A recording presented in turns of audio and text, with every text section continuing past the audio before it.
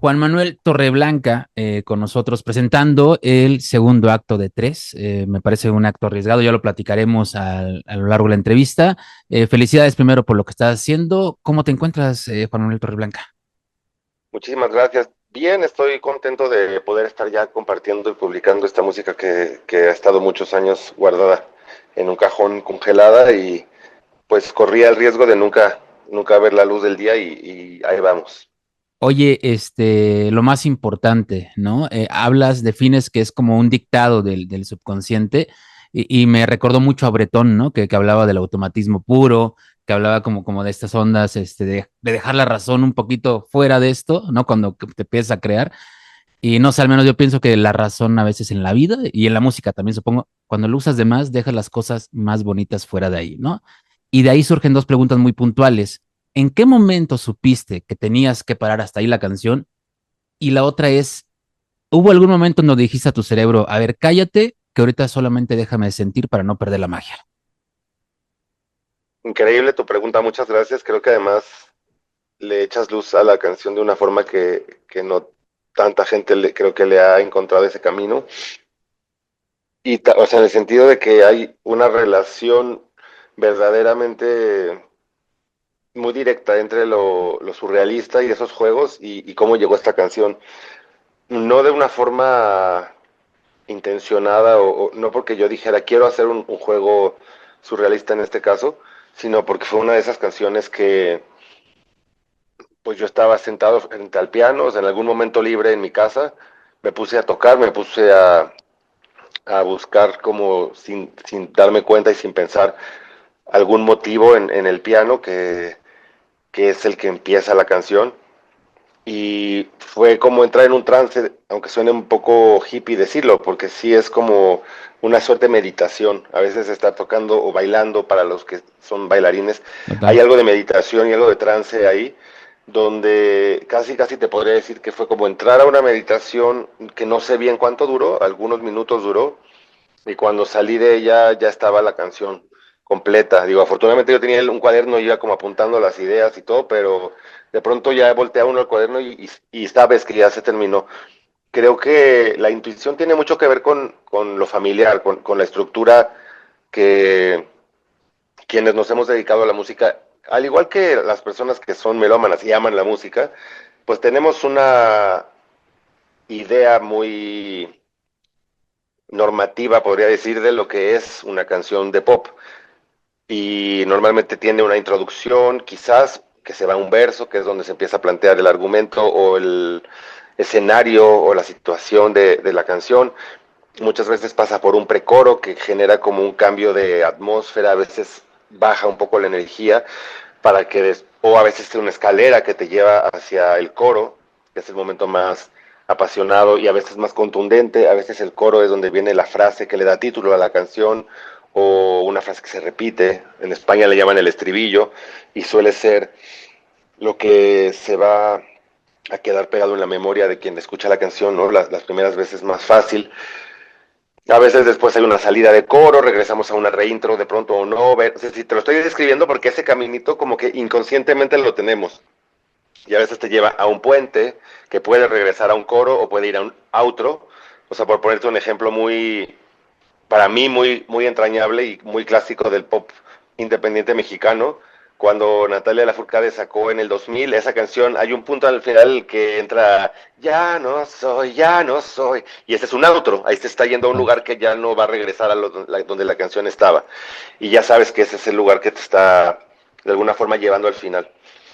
Esta canción cumplía con esas premisas estructurales de alguna forma, pero también me sugirió, como por decirlo de una manera medio metafísica, la canción misma me sugirió un juego de palabras en este universo que estaba construyendo con la idea del coro como inspirada en el coro griego, que en los certámenes del teatro antiguo en Grecia, donde participaban Sófocles, Eurípides y ganaban y había quién sabe qué otros tantos dramaturgos y directores haciendo también su lucha, había una estructura que solía sí ser cantada o bailada según lo que nosotros podemos estudiar, ¿no? En los libros, porque pues un misterio realmente que Claro, pasaba hace tanto tiempo, pero estaba esta figura del coro, que era una suerte de reflexión dicha en voz alta por un grupo de personas que representaban al pueblo o la voz como de la comunidad o del sentido común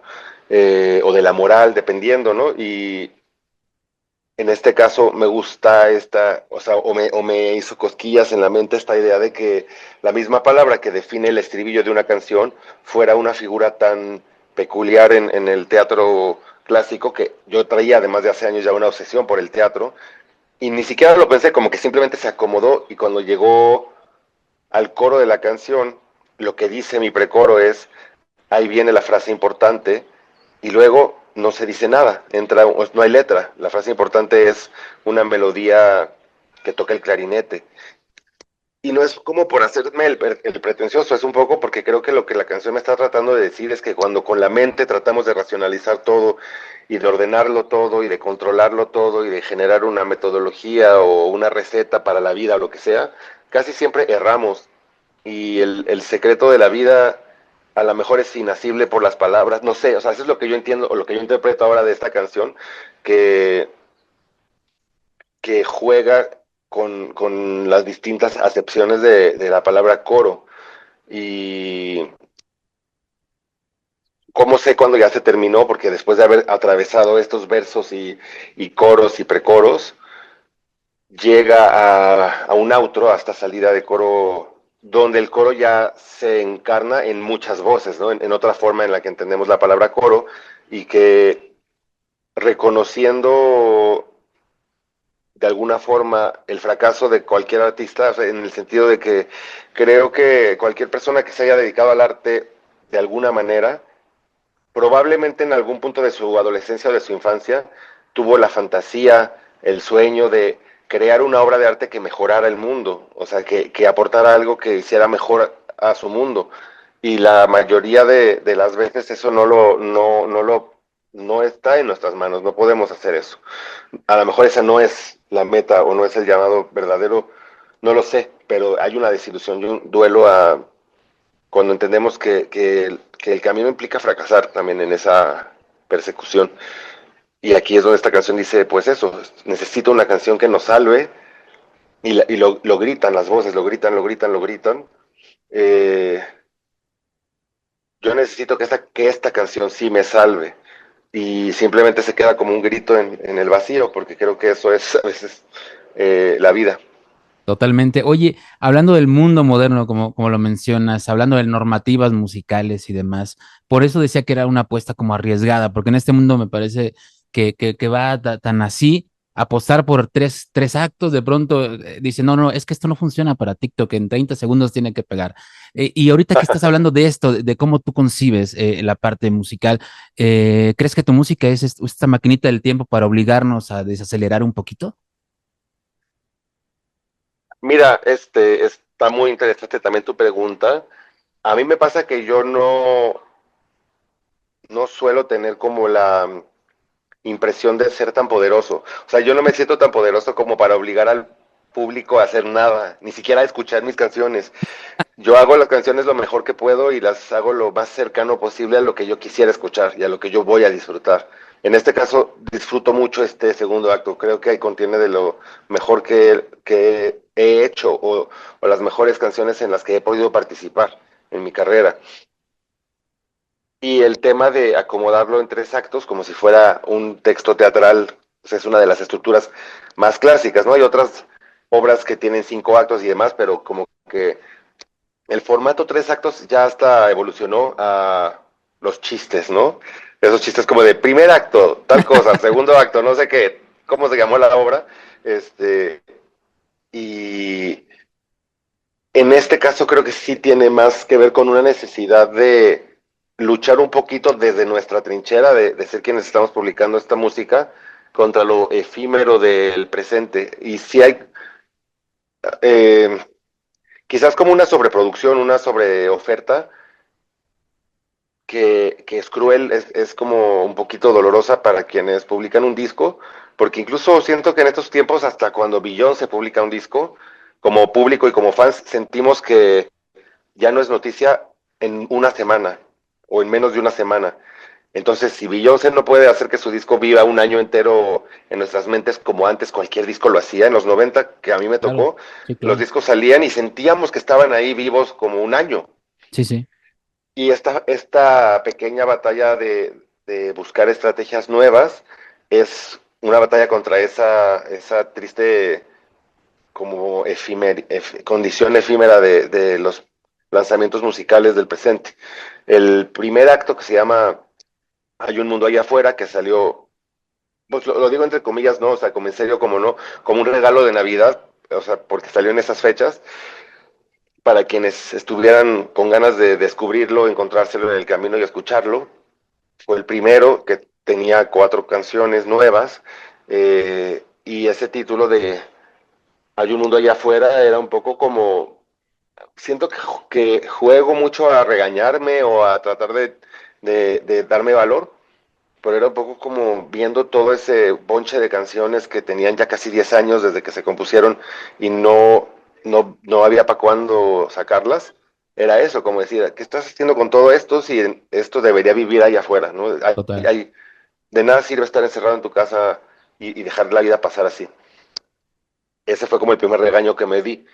Pero de todas formas yo siento mucho miedo todavía de sacar esta música por muchísimas razones que tienen que ver con todas las etapas y distintas historias que ha habido entre el 2016 y ahora, porque a veces hay grupos de trabajo, de amistad, de colaboración que son muy vivos en un momento de tu vida, no sé si te haya pasado, Sí, claro. y por distintas razones se evaporan y de pronto alguien que era súper presente en tu vida ya no está en tu vida y no sabes exactamente qué pasó y eso pasa en la música también. Y es doloroso publicar música en la que hay gente que ya no está en tu vida en el presente. Claro. Wow. Eso es algo que ha sido muy fuerte para mí y por eso el segundo título, que es ¿Por qué no sales? Es como un sí, segunda advertencia, ¿no? Es casi como primera llamada, segunda llamada y ¿qué estás esperando? Que es un poco, supongo que yo he sido una persona de naturaleza muy temerosa, muy enredada y hago muchas canciones y muchas cosas que son un poco autorregaños. Oye, pero también haces cosas muy interesantes, como, bueno, esta canción viene precedido también de Cronos devorando a sus hijos y demás, ¿no? Sí.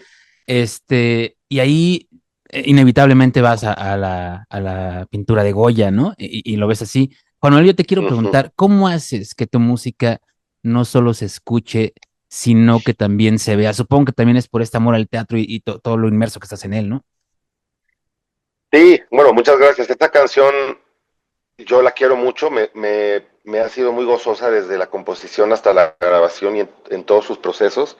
Es muy diferente, creo, a sus hermanas en mucho sentido, a las otras rolas que he podido terminar y publicar. De entrada es de las que he hecho en guitarra, que yo no sé tocar guitarra, pero a veces me agarro una y me pongo ahí como a ver cómo le hago para sacar sonido. Y esta llegó en una madrugada de estar buscando en la guitarra. Y lo más rico creo que fue ya la grabación, porque yo ya traía una idea muy clara más o menos del universo que esa canción dibujaba y sí, desde luego tenía mucha inspiración del cuadro de Goya o de este cuadro mural de Goya y sin embargo abrirla a Tam en el bajo, a Samuel Hernández y a Rodrigo García en la batería, principalmente porque fueron quienes contra lo que ya estábamos haciendo en las guitarras generaron una explosión metalera, una explosión así como muy violenta en la música, que me pareció exactamente lo que la canción necesitaba, puesto que los ojos de terror del mismo Saturno, de este Cronos, como devorando a los hijos, eh, son los nuestros cuando lo vemos y sobre todo cuando vemos el tiempo destruir nuestras vidas, que es algo que a todo el mundo nos va a pasar. Entonces siento que no había forma de que esa canción se acercara a ser mínimamente funcional si no era violenta. Y creo que esa violencia llegó primero por ellos y después también fue una oportunidad de grabar con mi primer maestra de canto, que es Eve Rosell, una leyenda de la música mexicana y del teatro y de la escritura, una bellísima heredera de la técnica de Roy Hart, que transformó en su propia técnica de la voz verdadera, que además ya rebasa los 80 años. Entonces lo que ella ha visto y lo que ella sabe canalizar en su cuerpo y en su voz es maravilloso. Y esta canción tenía esta parte visceral, esta parte teatral, esta parte juguetona también, de estas voces que siento yo que representan quizás estas ánimas siendo devoradas por Cronos, y tener a Eve ahí haciendo esos gritos, haciendo esos alaridos únicos que solo ella sabe hacer, es algo que me conmueve mucho y que me parece de los puntos más entrañables de toda mi vida. Oye, ahorita que hablabas de gente que se va, que viene y demás, esta colaboración con Fer Casillas, ¿de un inicio pensaste que tenía que ser ella? Sí, sí, y fue también algo muy como azaroso, providencial, porque esa canción cuando llegó, que fue hace ya años, como todo lo de este disco, pronto llegó una invitación a hacer una sesión en vivo, grabada en video y audio en vivo, y tocamos esa canción. Fer estaba en la producción del lado audiovisual de esa sesión, Ok. porque pues bueno, como muchísimas personas en la Independencia, ella tiene muchos trabajos para poder sobrevivir y tener una vida digna, dado que la música genera muy poco dinero en general, casi siempre, en el presente. Y entonces escuchó la canción y me expresó que le gustaba mucho, que le conmovía mucho, que le gustaría que la invitara a cantarla algún día. Entonces ya habíamos estado como hablando de hacer esa colaboración. Luego compartimos una bohemia en el Cantoral, que fuimos invitados por Leonel García, y ahí también como que estuvo esa canción ahí presente, pero ya que grabamos este disco, es lo último que se grabó. De hecho estaba listo el segundo acto, estábamos en proceso de mezcla con Juan, y yo le dije a Juan Sosa, que es el ingeniero de mezcla del estudio La Cueva del Oso, oye, ¿crees que podríamos hacer una última grabación antes de terminar? Y él me dijo, ¿qué quieres grabar? Le dije, quiero ver si Fer Casillas puede grabar un dueto en esta canción. Y dijo, bueno, va. Entonces le dije a Fer, ella dijo que sí, lo organizamos así, rapidísimo, de mañana. Y se lanzó, la cantó perfecto y la elevó, la llevó completamente a un lugar de muchísima más belleza y potencia emocional. Y entonces sí, es algo que desde el principio, esa canción como que estuvo ahí como conectando por el azar con Fer. Entonces fue muy perfecto que fuera ella. Oye, hablando de potencia emocional, como bien lo mencionas ahorita, ese cierre de canción siente fuerte, ¿no? Si uno se crispa y de pronto Sí. creas un momento tan bonito, ¿tú cuál sería ese sentimiento que quisieras que la gente se quedara después de escuchar lo más importante, Juan Manuel? Ay, no lo sé, es difícil. Esta es una pregunta que me intriga mucho, porque fíjate que ahora que he tenido la gran fortuna de hacer promoción y de estar como platicando con distintas personas en torno a estas canciones, no eres el primero que me hace una pregunta similar, y me asombra siempre esa pregunta, porque creo que no suelo pensar en la música con tanta claridad de qué me gustaría provocar en las otras personas, cosa que sí pienso en el teatro, curiosamente. O sea, cuando he tenido la gran fortuna de hacer teatro, ahí sí creo que veo las escenas con una suerte de rayos X de es que esto es un chiste, Claro. aquí necesitamos que caiga el chiste, aquí necesitamos, o sea, eso sí lo hago en la dramaturgia, pero es tan intuitivo en las canciones y tan visceral, que casi casi yo apuesto más bien a que si a mí me conmueve y a mí me convence lo que está pasando, algo tendrá que pasar allá afuera, no sé qué, pero mi brújula me dice, ya está listo esto, y ya, suéltalo. Claro. Oye, hablando del título de Protocolo de Caídas y del teatro también. En el teatro, una caída puede significar dos cosas, ¿no? O un accidente o algo súper planeado, Juan Manuel, ¿no? Así es. En ese sentido, ¿para ti qué es caerse? Increíble cómo planteas la pregunta, porque para mí creo que la claridad de la importancia de las caídas vino con mi hermana del alma, que es Fanat Hani, cuando empecé a entrenar danza con ella hace ya varios años. Hay una relación con el suelo, con la madera de un piso de un salón de danza, que se vuelve deliciosa. O sea, hay muchos ejercicios de danza contemporánea en los que uno no se levanta del suelo, está como rodando, girando, explorando sus articulaciones, pasándole el peso de una parte a otra del cuerpo y eventualmente aprendiendo a caer. O sea, se pone de pie para volver al suelo y para hacer como nuevamente estos ejercicios. Y eso se me quedó ahí como pues esas cosas que uno atraviesa. Cuando llega el 2016, que es un año muy duro, con muchos duelos, en particular dos de los más tremendos de mi vida, que han sido la muerte de mi padre y la separación de Torreblanca como la banda que fue del 2007 al 2016.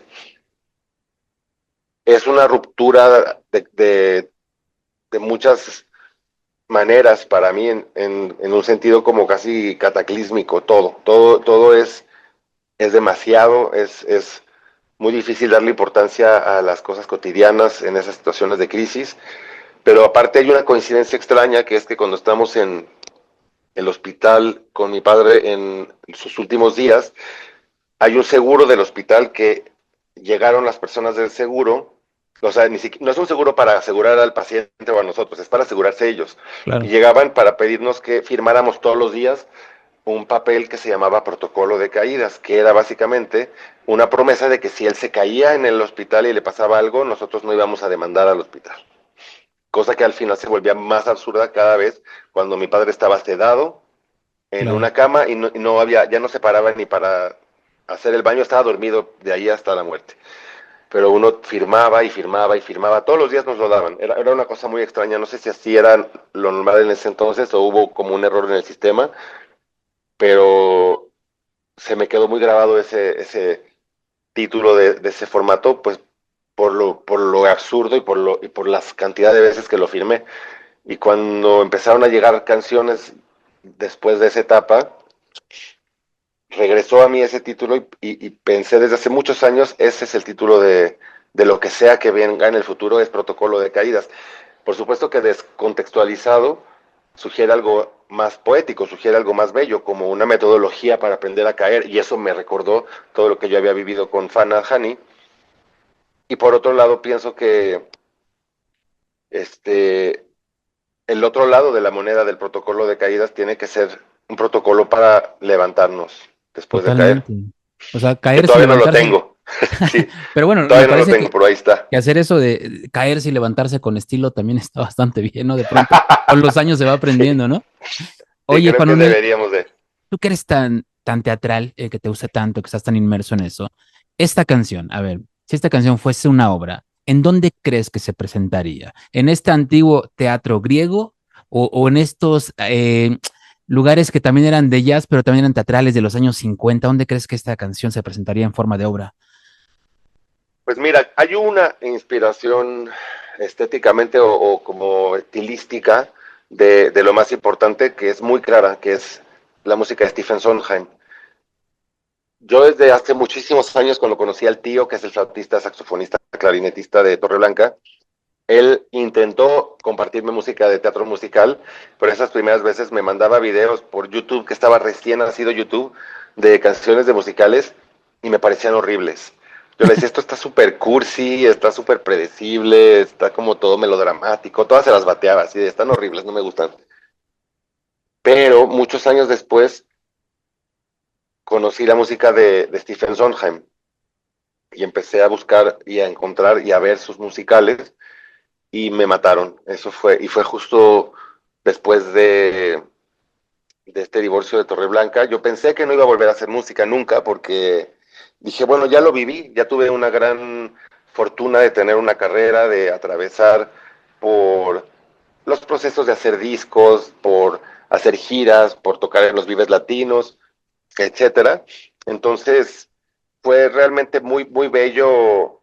Ay, qué chistoso. Ahorita le hablo. Es que me estaba entrando una llamada, espero que no se haya, No, todo bien, pero la todo llamada bien. es de Fana Hani, la bailarina de la que estaba Wow. hablando, que no suelo hablar con ella a diario, ahorita le devolveré la llamada. Este, así a veces pasan las coincidencias.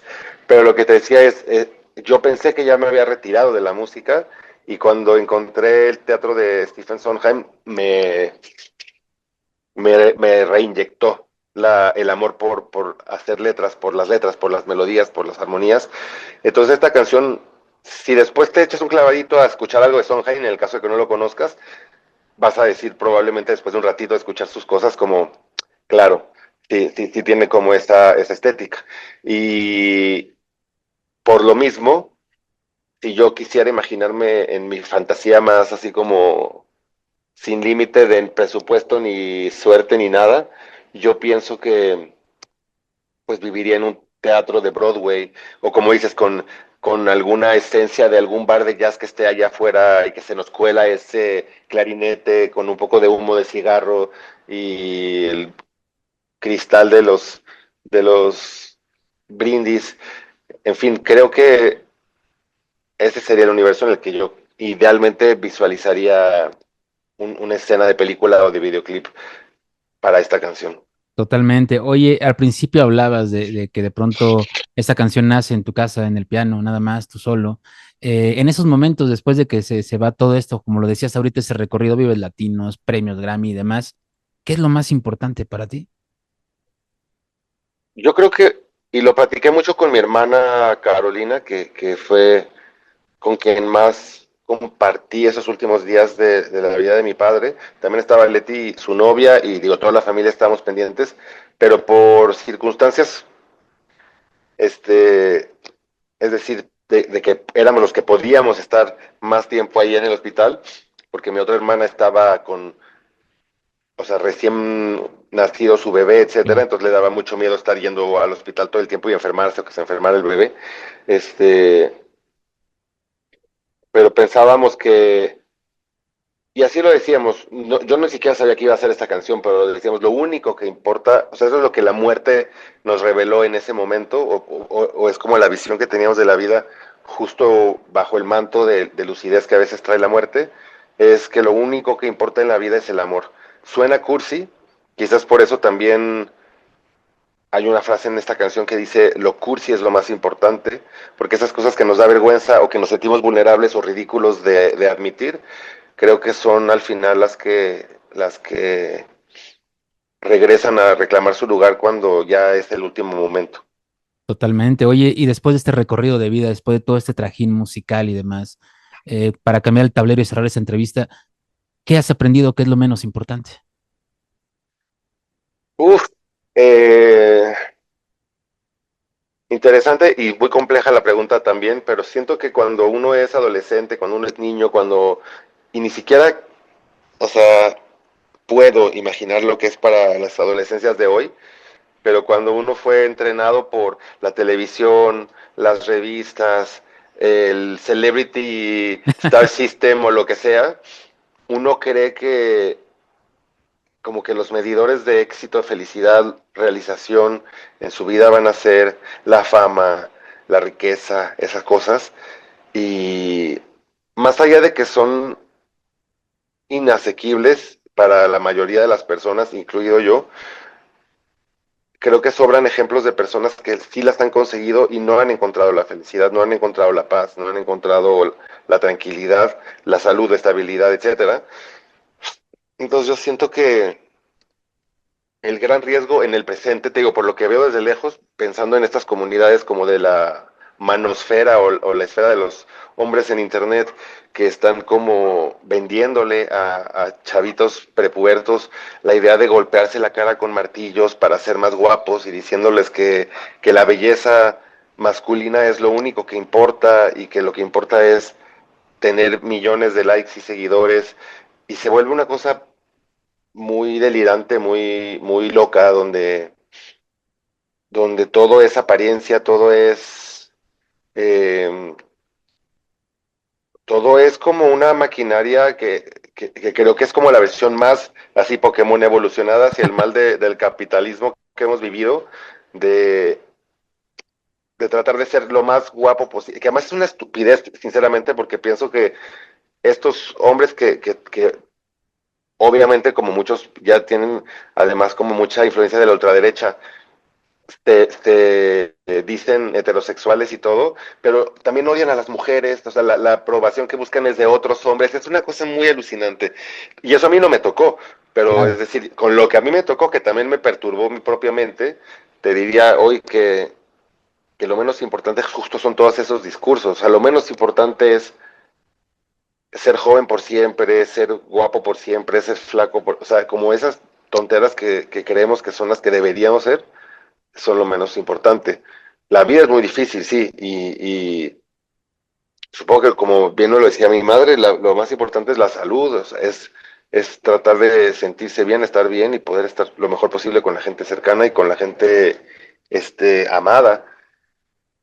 Y ya con eso, o sea, sobrevivir, o sea, tener una chamba que te dé dinero para poder vivir bien y estar con salud y estar como con apapachos en un espacio donde puedas dar y recibir apapacho.